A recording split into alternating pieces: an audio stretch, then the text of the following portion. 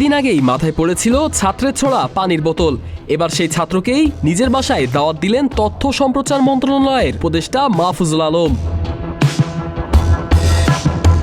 গত বুধবার কাকরাইল মসজিদের সামনে জগন্নাথ বিশ্ববিদ্যালয়ের অবসান সংকট সহ নানা দাবিতে আন্দোলনরত শিক্ষার্থীদের সঙ্গে কথা বলতে গিয়েছিলেন তথ্য উপদেষ্টা মাহফুজুল আলম।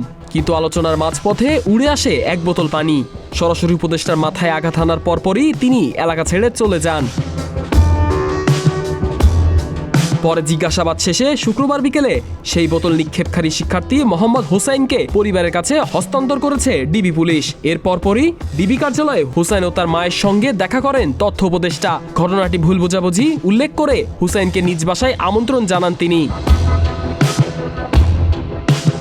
সেদিন সন্ধ্যায় নিজের ভেরিফাইড ফেসবুক পেজে হোসাইন ও তার মায়ের সঙ্গে একটি ছবি শেয়ার করে উপদেষ্টা লেখেন, শিক্ষা উপদেষ্টা নিশ্চিত করেছেন দ্রুতই জগন্নাথ বিশ্ববিদ্যালয়ে সমস্যার সমাধান আসছে। তিনি আরও বলেন, জবের শিক্ষার্থীদের অবসান সংকট দ্রুত সমাধান হোক, এটাই সরকারের প্রত্যাশা।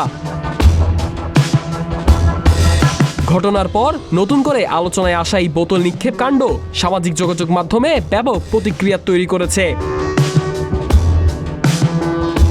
ঘটনার পর নতুন করে আলোচনায় আসা এই বোতল নিক্ষেপ কাণ্ড সামাজিক যোগাযোগ মাধ্যমে ব্যাপক প্রতিক্রিয়া তৈরি করেছে।